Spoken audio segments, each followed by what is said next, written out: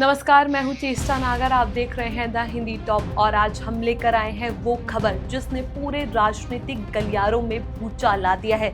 जी हां, वोट चोरी के मामले ने सीआईडी की जांच में बड़े बड़े नेताओं और अफसरों की नींदें उड़ा दी है। खास तौर पर चुनाव आयोग के पूर्व अधिकारी राजीव कुमार पर लगे आरोप अब तुल पकड़ते जा रहे हैं। सवाल ये है कि क्या वाकई चुनाव की निष्पक्षता पर पट्टा लग गया है? क्या लोकतंत्र की सबसे बड़ी ताकत यानी जनता के वोट के साथ खिलवाड़ हुआ? और क्या इस मामले में सच सामने लाकर दोषियों को सजा मिलेगी? आइए आपको बताते हैं पूरी कहानी विस्तार से। चुनाव किसी भी लोकतंत्र की रीढ़ माना जाता है। वोट ही वो हथियार है जिससे जनता अपनी ताकत दिखाती है। लेकिन अगर वोट ही चोरी हो जाए, अगर चुनावी प्रक्रिया पर ही सवाल खड़े हो जाए, तो सोचिए लोकतंत्र कितना कमजोर हो जाएगा। यही मामला इन दिनों चर्चा में है। सीआईडी की जांच में बड़ा खुलासा हुआ। आरोप है कि वोट चोरी का पूरा खेल रचा गया और इसमें बड़े बड़े अफसरों के नाम सामने आ रहे हैं। खासकर चुनाव आयोग के पूर्व अधिकारी राजीव कुमार पर सवाल खड़े हो गए हैं।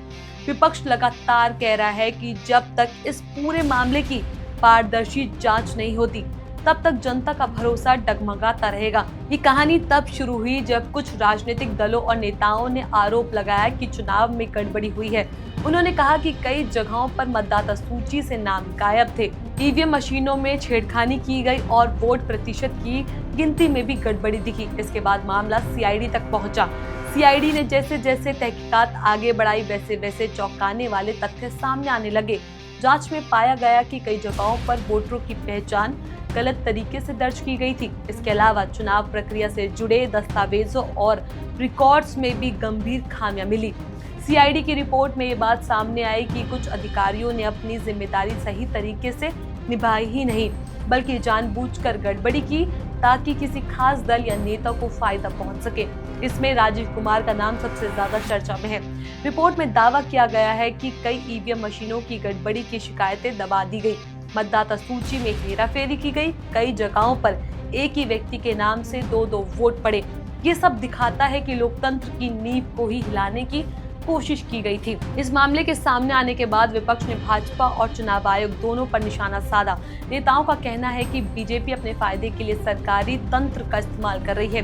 वहीं बीजेपी का कहना है कि ये सब विपक्ष का झूठा प्रचार है।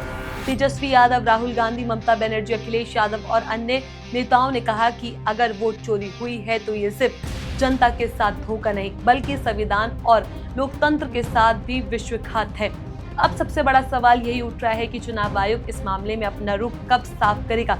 क्या आयोग खुले मन से बताएगा कि वोट चोरी के आरोपों में कितनी सच्चाई है, या फिर हमेशा की तरह किसी मंत्री, प्रवक्ता या नेता को प्रेस कॉन्फ्रेंस में बिठा देगा? जनता को अब सब साफ जवाब चाहिए। सोशल मीडिया पर भी इस मुद्दे ने तुल पकड़ लिया। ट्विटर, फेसबुक, इंस्टाग्राम, हर जगह लोग एक ही सवाल पूछ रहे हैं, क्या हमारा वोट सुरक्षित है? अगर वोट की गारंटी ही नहीं होगी तो जनता का लोकतंत्र पर भरोसा कैसे बना रहेगा? लोग कह रहे हैं कि अगर वोट चोरी साबित हो गया तो ये अब तक का सबसे बड़ा चुनावी घोटाला होगा और इसमें सिर्फ छोटे अफसर नहीं बल्कि बड़े बड़े नेताओं की भी भूमिका रही होगी। अब गेंद पूरी तरह से चुनाव आयोग के पाले में है। अगर सच सामने आता है और दोषियों पर कार्रवाई होती है तो लोकतंत्र का भरोसा मजबूत होगा। लेकिन अगर मामले को दबा दिया गया तो ये लोकतंत्र के इतिहास का काला अध्याय बन जाएगा।